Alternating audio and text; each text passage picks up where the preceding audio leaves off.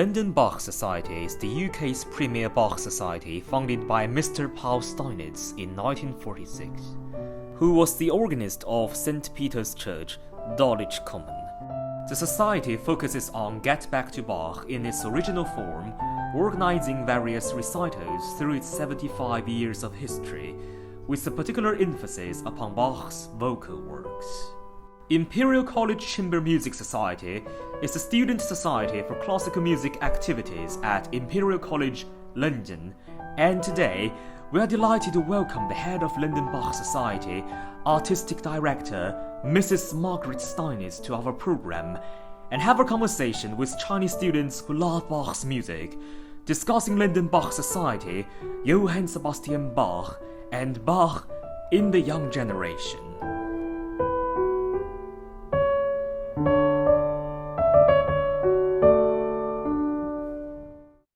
Welcome to our channel, and today we'll have a Bach-themed interview with Mrs. Margaret Steinitz, the Artistic Director of London Bach Society.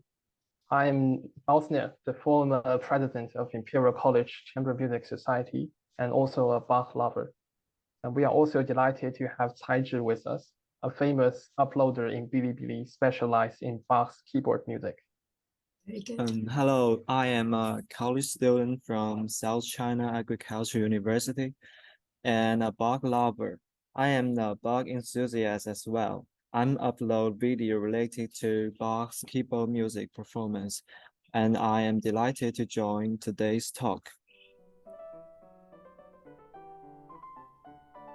Okay, Madam, so the first question would be, would you please give us a brief introduction to the London Bach Society? Because a lot of our audience would be very keen to know. Well, the London Bach Society was founded in 1946 by my late husband, Dr. Paul Steinitz. And it was founded in order to get back to Bach in its original form. He was curious as to how it sounded in Bach's day. And in 1946, that was really pioneering thinking, because in this country, particularly, and across Western Europe, I think, Bach's choral forces were quite large. The instruments were modern instruments, and sometimes they didn't have some of the instruments that Bach would have used. And so Paul set about gradually introducing into the public consciousness how he thought Bach's music was sung and played in the 18th century. And it took quite a time to get that bedded into things. He founded his choir in January 1947, which was one of the coldest winters in the century. And it was 50 singers. Now that was small for those days. And he also wanted to introduce a broader repertory.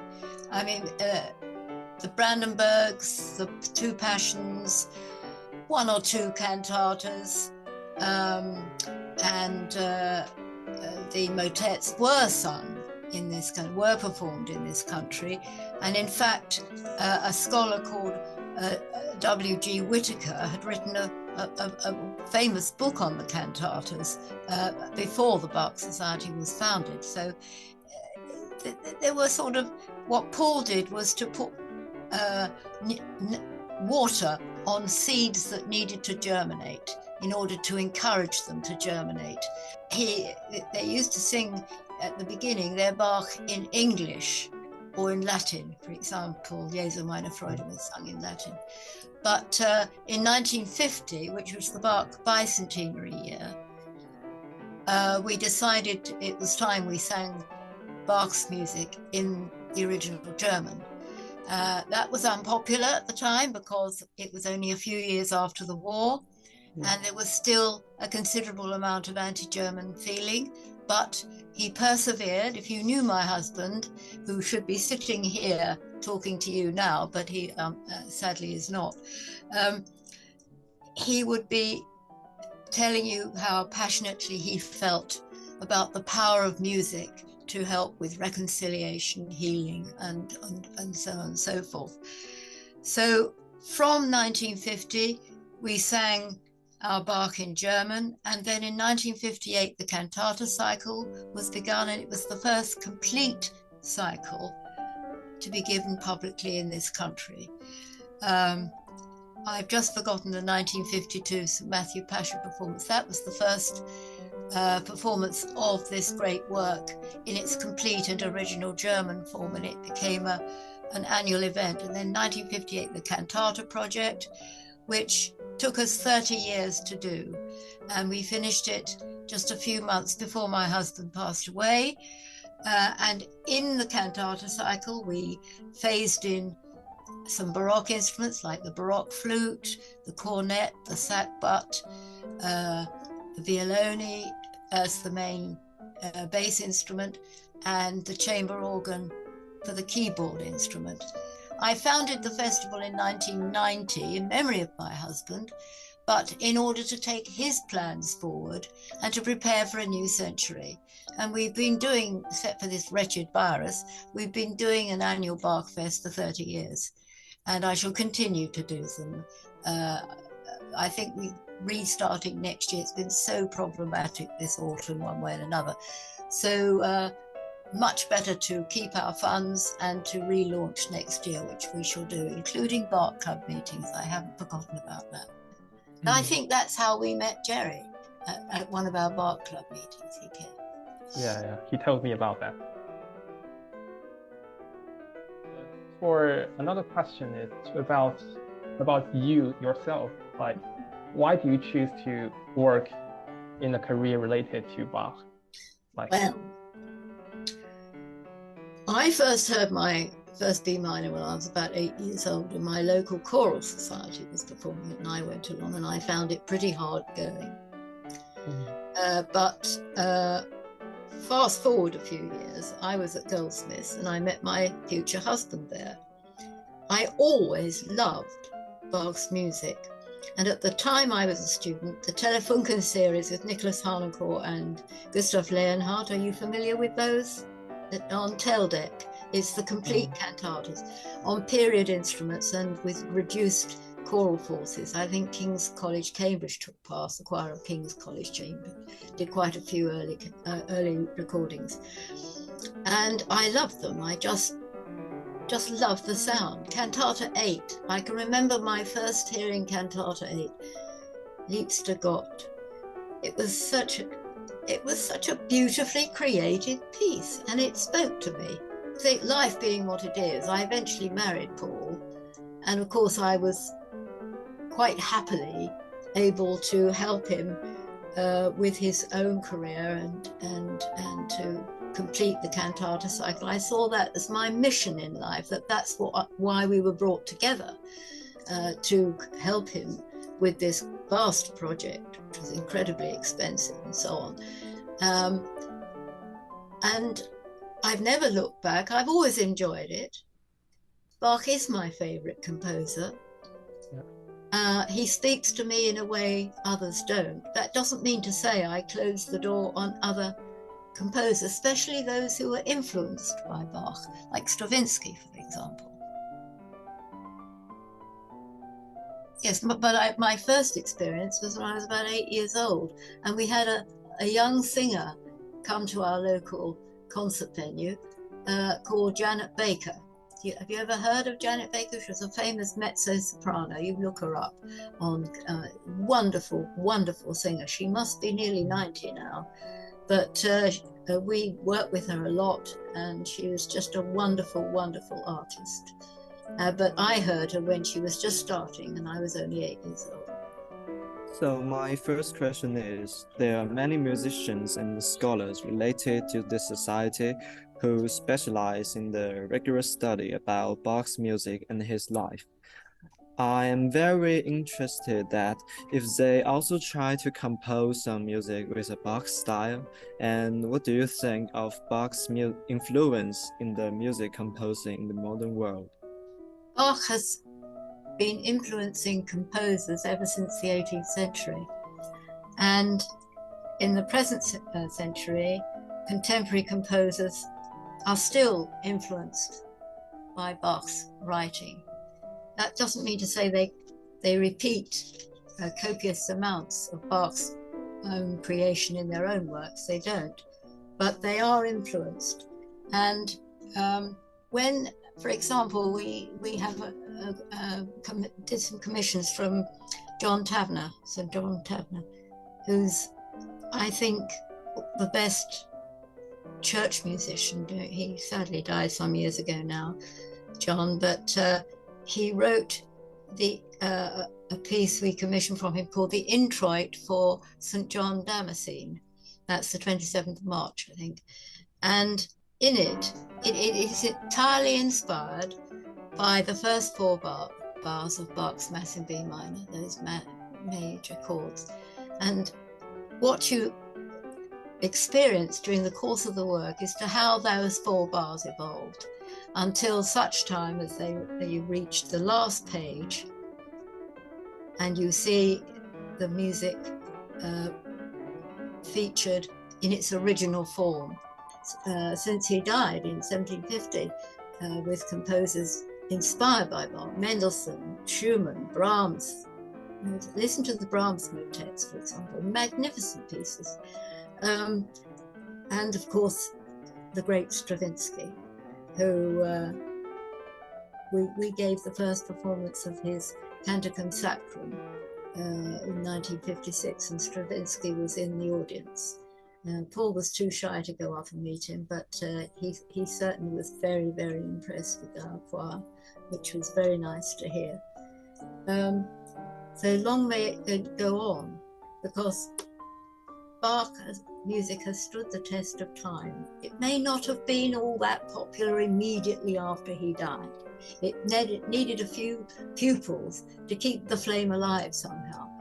But once in the 19th century, Mendelssohn revived the music, having been given a score of the Matthew Passion by his grandmother, and had the guts, aided and abetted by some of his friends, to revive the St. Matthew Passion in 1829. Slowly and surely you can see how Bach's music has continued to inspire and uplift into the present day, and long may that continue.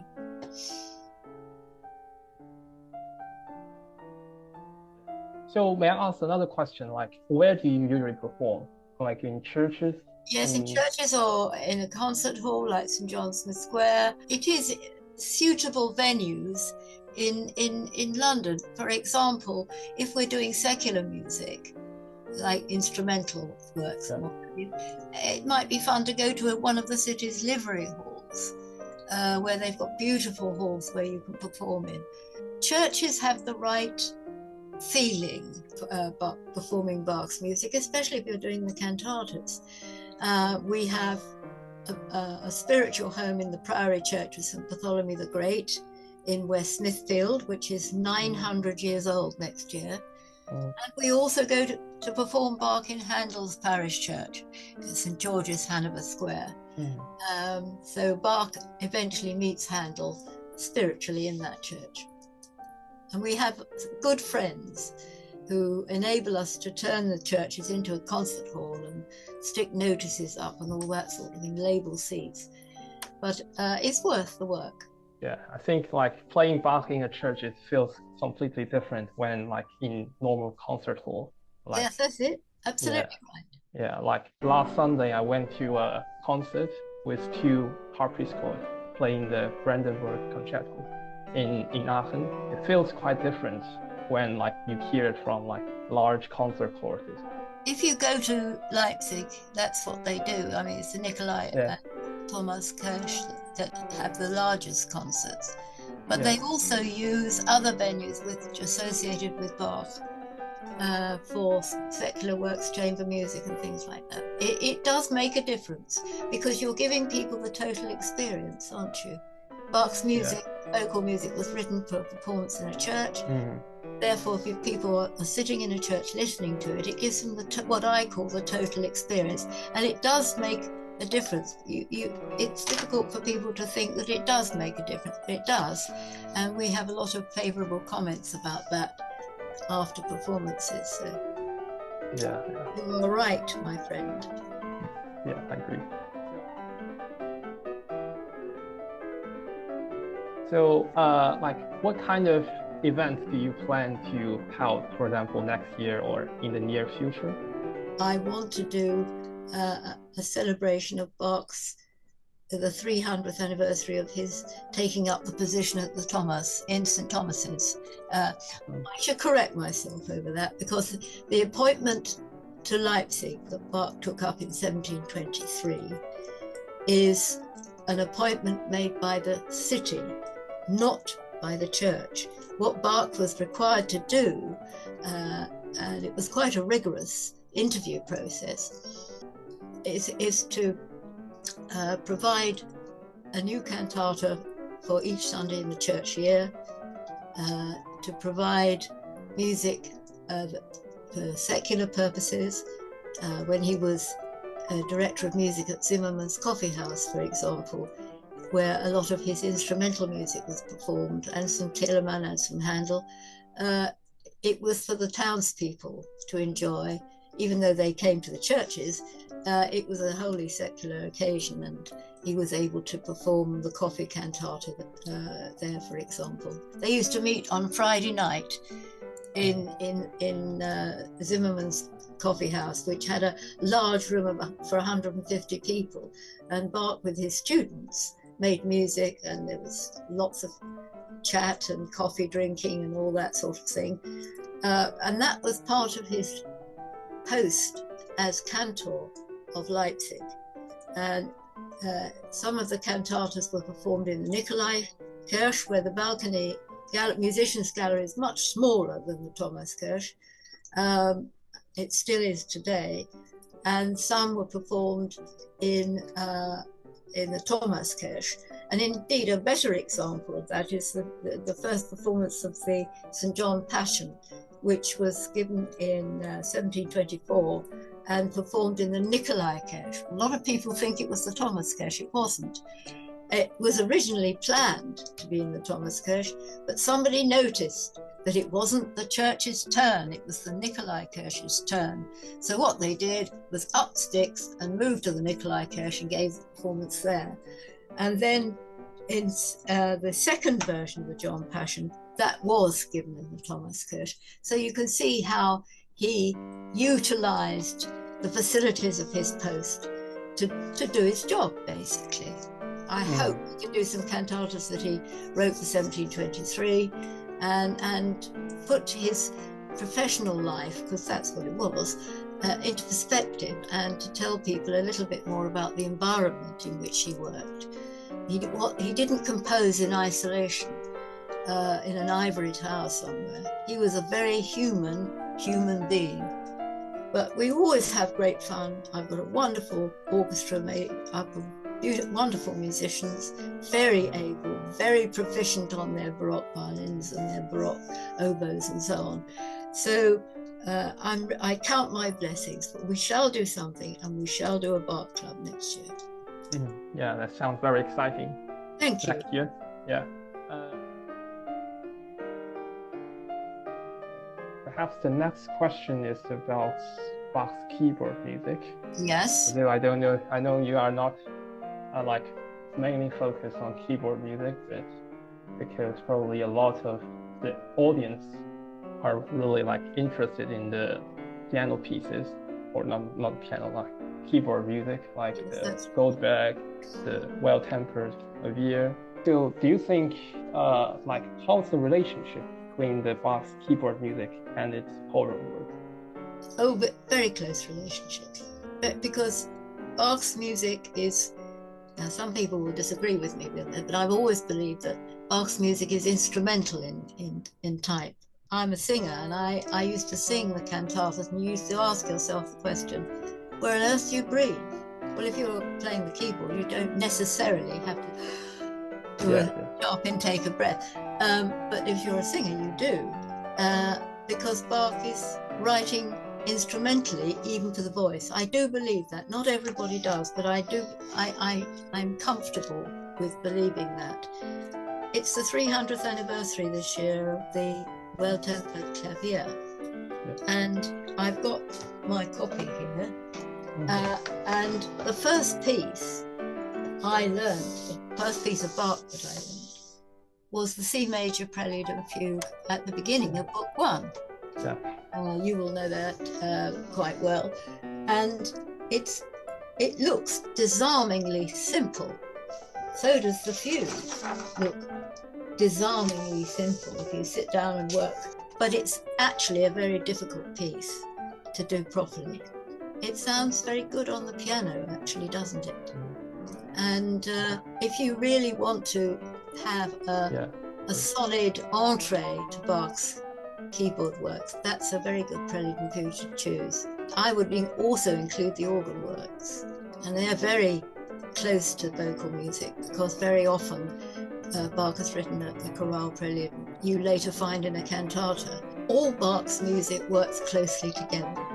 I don't think he composed in isolation, and I don't think it is best appreciated in isolation. In other words, you only go to organ concerts. That's what I have to deal with in the festival. People who only go to organ concerts, only go to keyboard concerts, only go to hear the big work, only come to hear cantatas they think they know and all that sort of thing.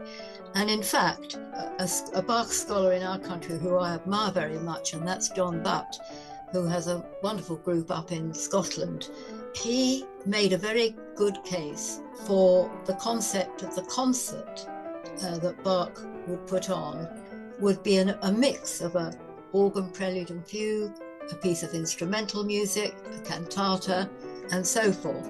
The embryonic concert that we enjoy today, the format that we enjoy today, was begun in Bach's time and continued in the coffee house, which again was a mix of music from his repertory, except the religious cantatas. I don't think they were ever performed there. Okay, Madam, so the last question from me is, what's your opinion about playing Bach in modern musical instruments like the pianos? Do you have any preference on which instrument should be played? That's a very, very good question, because when we first started to use period instruments, people thought there were scratchy violins, out of tune, all that sort of thing. It was a new sound world, which people had to get used to. The period instrument movement has been one of the most important in the last half of the 20th century. It's informed us about playing Bach's music in so many different ways. So much so that it is the way we play Bach, like heightening the upbeats, the dance element, and so on and so forth, has been taken, is reflected in the modern chamber orchestra, a chamber orchestra that doesn't play period instrument, but plays modern instruments. And that's got to be a good thing, because gone are the hefty repeated notes in the bass, for example. They're phrased much more. A lot of instrumentalists who play what we call the modern instrument will say, well, my violin dates from the 18th century. The difference, of course, is how it's strung, gut strings, and so on. I don't mind Bach's keyboard music played on a piano as long as it's played decently. It's how it's played that the important. Yeah. I mean, the well-tempered clavier is a classic example of how many different moods Bach incorporates into one volume of keyboard music. You do need smaller forces so that you can hear all the detail in Bach's writing. But at the same time, if a symphony orchestra wanted to come along and play a Brandenburg, for example, I wouldn't have a problem with that. It's how it's played that's the most important thing. It's the period instrument movement, which I thoroughly support and endorse, has informed the way we study and perform Bach's music. And the London Bach Society has had a seminal role to play in that, because it's taught people that it's not just a question of banging out the notes. Yeah, I think one problem is that probably most people don't have access to those old instruments. And they only have access to like modern pianos. So like for me, like I would love to play something in like a harpsichord or organ, or like learn how to play it. But like in real life, there's like little resource for me or like other people to like play such instruments. I'm sorry to hear that, but if you ever get the chance to go to Leipzig and listen to the groups there, some of them are playing modern instruments, some of them aren't. And also get some recordings the Telefunken series with Nicholas Harnoncourt and Gustav Leonhardt is a very good place to start. And then listen to recordings made in the present century, because you'll find they're quite different to the early recordings that I just mentioned. And listen hard and try to reflect that in your piano performances. I'm sure you can. Thank you, madam. Nowadays, it's a common phenomenon that fewer young people turn to love classical music. So what is your opinion of promoting Bach's music in today's young generation? That's one of the most difficult questions to answer, because you can't expect young people today to go overboard about classical music if they don't know what it is, if they are not exposed to it in the home or in the school. If they're lucky enough to go to one of the cathedral schools, which are fabulous in this country, as you probably know, they're unlikely to come into close contact unless you have a big personality, someone like Jess Gillam, for example, who's a fabulous saxophonist, but she's got the gift of relating to her own generation and has opened the door to classical music for so many. She combines that with more modern style music, but nevertheless, she's one of the people who I look to continue to open the door to classical music.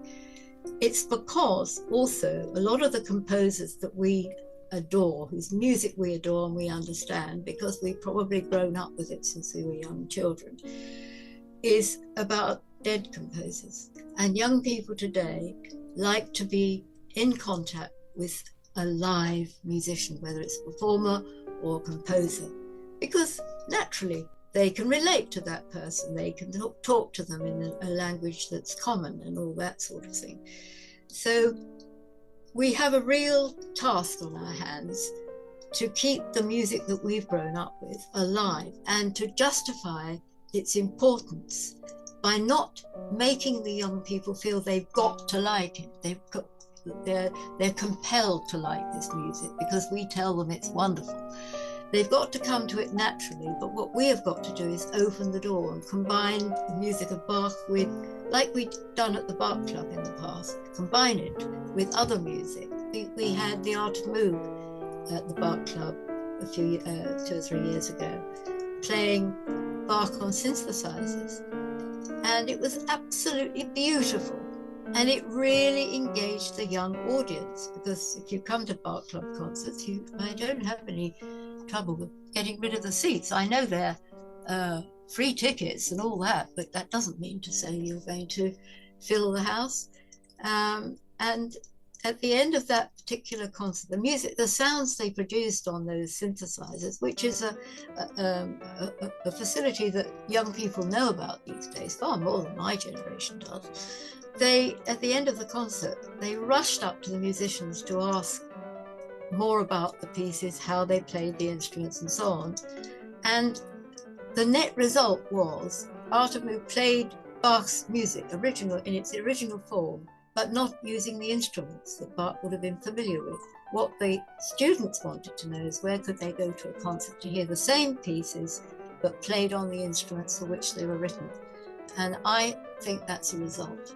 So it's got to be done by stealth. And also, it's got to be central to the music education provision, because what the study and practice of music does is it focuses the mind. You have to concentrate, you have to listen, you have to work with a team of people. So it's no good having a quartet rehearsal without the viola. You've got to have all four there and you've got to listen to all the parts. It's also important to the stigma attached to it. It's for everybody. And it's important today for young people to widen their horizons, and that includes their musical tastes. I'm not suggesting for a minute that they've got to like classical music better than their popular music, but it's all part of creating a tolerant society, that if you like popular music, there's no reason at all, and it shouldn't be held against you, if you happen to like classical music or want to know more about it. A young person living in my village here asked me what we were doing, and I was very pleased to tell them. And he said, I'd like to get into classical music, but where do you start? That was his question. And that's the crucial thing. And I think you start in the home and you start in the school. But so many music departments, which are variable in standards, some are very good and some not so good, can't exist. I think some of them have cut, some of the music departments. So it's a real hard task, and it's why a number of leading orchestras, I mentioned the Orchestra of the Age of Enlightenment, for example, goes into schools, does workshops, gets up close and personal to the kids, makes them feel that this music is as much for them as anyone else, gets them involved, speaks their language, and so on. They're doing fantastic work, and there's just one orchestra amongst many nationwide who are making it their business to enable young people to come and love and know and feel easy with listening to classical music. But it's a hard graft. It's a hard task. Yeah, so my last question is, do you believe that internet is a good tool of disseminating Bach's music, like the YouTuber Two Set Violin? What could one do to appropriately utilize this media? Well, the internet is so vast now. It's where to target your message, and I find that I've got mixed feelings about the internet because it's changing all the time, and there's some stuff on there which, it's just not right. It's not correct. It's not accurate. It's not a high enough standard that anybody can use it. It's a question of hitting the right formula to market what you do on the internet. It's so vast, unless people know where to look, they're not going to listen to you, are they? We've got some films on the internet. I haven't looked recently to see how many views we've got, but I can understand if people don't view our films because, how can they be sure to be able to find them? You can give them all the links under the sun, but it doesn't mean to say that they're going to access them. And also the other problem is that we need to earn income. So if we put one of our performances on the net, in the hope that somebody will see it and enjoy it and want to come to other concerts we might do live, I'm trying to think, they have to pay. And people expect everything on the internet to be free. And students are impoverished. I am happy to offer them free tickets to the Bach Club because I know that some of them are racking up huge bills in loans and so on. I don't want to add to that, even though it's a small way. But on the internet, it costs us money to put things on there. So we've got to try and see some of it back, as much as it would be nice if we could do everything for free. More and more people are charging tickets for watching certain concerts, and that's wonderful. And perhaps we can pay a little of attention to say that you pay for your popular music, you must pay for your classical music as well. Get the habit. If you want to use the internet, I would say to people, make sure that what you upload is of high quality sound, high quality presentation. In other words, you look nice, and do your homework as where it's best to pitch your product, where it's likely to attract more viewers. I don't know what else I can say, because I think the days of Facebook and even Twitter may be numbered, and there'll be TikTok and all these others coming on the stream. And are they good? Are they effective? Do they reach young people more than Facebook and Twitter followers do? Neither of those facilities really sell you tickets, Facebook and Twitter, but they're very good for making you visible to the outside world that you're still up and running.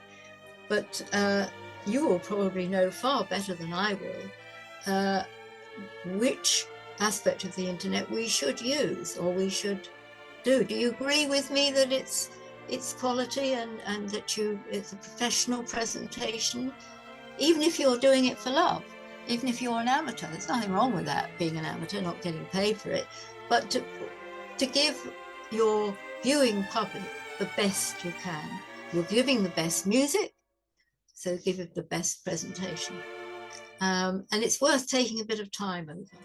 Yeah, it's given me many friends like us, and I'm very enjoyed to upload my video in the internet. Are there any questions from Bausner, perhaps? Regarding the Orchestra of Age of Enlightenment, I actually went to one of their concerts, 3 of them concerts in South Bank with Sir Agras Chief on the Beethoven piano concertos. Really amazing. Also my piano teacher also regarded as one of the concertos or performance different from what normally those famous orchestras play, because they use older instruments, especially the first violin is quite impressive and made a deep memory to me, because yeah. We have the same really orchestral manager. We share our manager with orchestral manager with the Orchestra of the Age of Enlightenment. So I have quite a lot of contact with the orchestra, and it works incredibly hard, and it covers a very broad range of activities, from high class performances to going into a rough school and trying to teach children who at first don't want to know, but by the end of the session are eating out of the orchestra's hands, as it were, and enjoying themselves so much. Thank you for all of the scheduled questions. I think let us give it a chance to see some of the videos that's already uploaded by Taizhi. Yes, so I will share my screen now. Okay, so this is I believe this is a piano transcription from one of the cantatas. Yes, that's right. Yes, 7147. So it's all the videos and the video editing and sound constructing was by Taizhi during his part-time.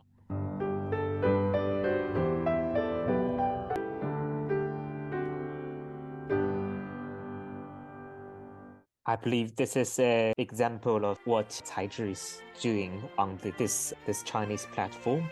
And as you said, that the targeting is important, as it is on this particular platform called Bilibili. There's a cohort of classical music enthusiasts, which I think it is of importance and necessity of giving these qualified and decent players and enthusiasts the opportunity of being involved in the more high quality music making and sharing. Yes, that's very beautiful. I thought, yes, very beautiful. And of course, if people are watching it, they can see the fingers at work. That's the important thing. If you're in a concert hall and the piano is up there and the pianist is sitting at the side, you can't see his fingers working naturally, and it's important that people can see that. I get that at organ recitals. Organ recital enthusiasts, I find, are like no other, and they love to get up close to the organ recitalist up in the organ gallery. So we have to be very careful that they're sort of not sitting on the lap, as it were. But it's because they get the opportunity to see the organist changing the stops, the footwork, the use of the different keyboards and so on and so forth, and they find that fascinating. I can understand that, absolutely.